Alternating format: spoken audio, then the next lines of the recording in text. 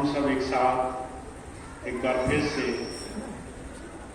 अपने बहुत कीमती समय में से थोड़ा समय निकाल करके सत्संग की इस पावन घड़ी पर बैठे हैं,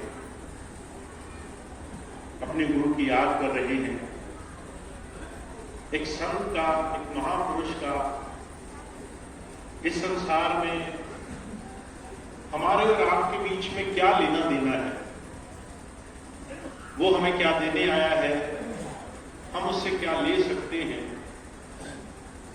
ये बात हमें अपने जीवन में आज जानने का बहुत सुंदर अवसर मिला है। बहुत कम ही लोग ऐसे होते हैं संसार में जो संत से कुछ लेने में जीवन में कामयाब हो पाते हैं।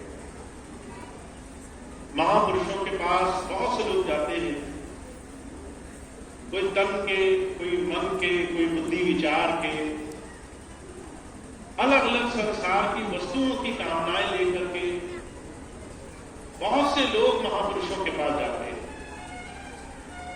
पर बहुत कम गिने चुने खास ही लोग होते हैं जो ये समझ पाते हैं संत क्या देना चाहता है।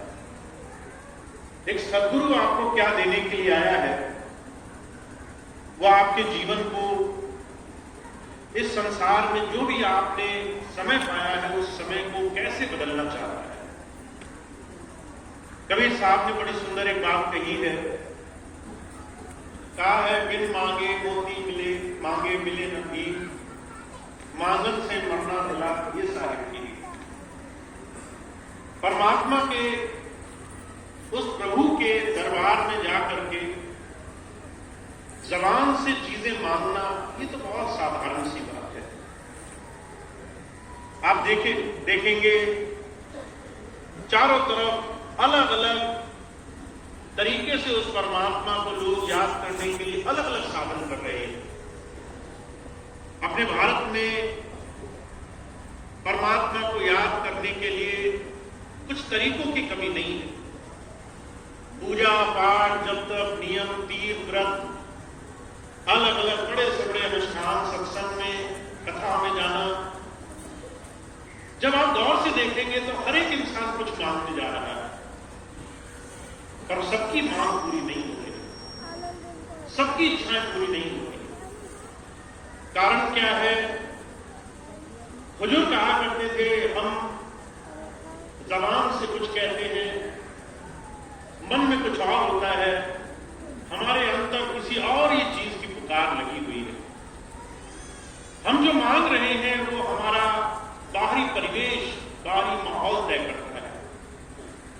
आज अगर हमें जरूरत है कि हमारी बीमारी दूर हो जाए, हम पूरी तरह से उस बीमारी की तरफ ध्यान लगा करके बैठ जाते हैं। शायद ये बीमारी, ये तकलीफ, ये शरीर का रोग ही सब कुछ है। कई ऐसे लोग आपने आप चारों तरफ देखते होंगे, अगर उन्हें तकलीफ आ गई तो वो तकलीफ से ज्यादा संसार को नहीं सोच पाते। अगर बच्चे बीमार हो गए, सर्दी का मौसम आ गया, कुछ तकलीफ हो गई, तो उससे ज्यादा वो कुछ नहीं सोच पाते। हमारी मांगे, हमारी इच्छाएं बहुत क्षणिक होती हैं, समय अनुकूल होती हैं। आज जो समय, जिस मुसीबत, जिस परेशानी में हमें डाल रहा है, हम उतनी ही मांग कर पाएंगे, कभी उससे ज्यादा नहीं मांग पाएंगे।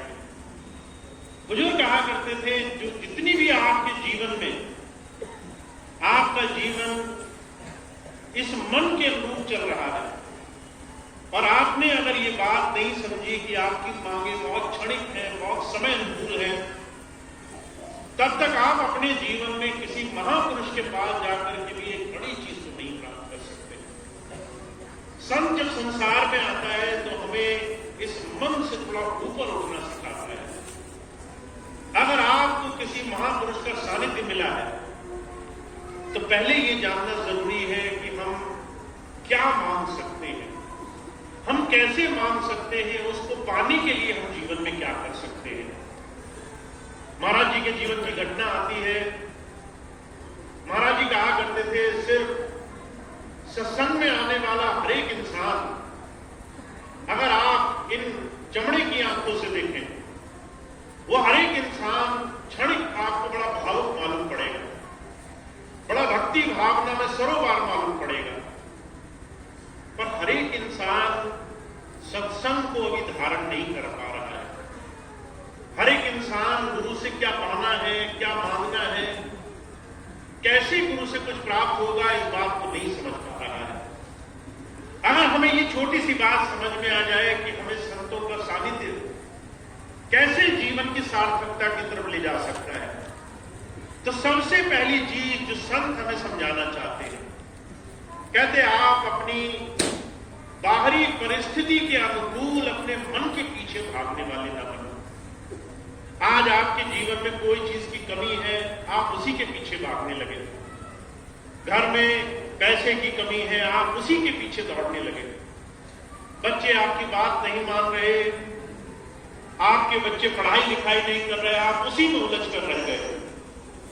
बुजुर्ग कहा करते थे, आप अगर परिवेश के, माहौल के चारों तरफ जो जीवन चल रहा है उसके दबाव में जीवन जी रहे हो, मन आपको 24 घंटे संसार की चीजों में विचलित करता है, हर पल हर घड़ी आप बेचैन रहते हो, तो आप गुरु से कुछ प्राप्त नहीं कर पाओगे।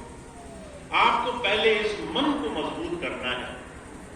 इसलिए हुजूर एक बड़ी सुंदर बात कहा करते थे, रेज योर स्टैंडर्ड्स, अपने आप का कद ऊंचा करो।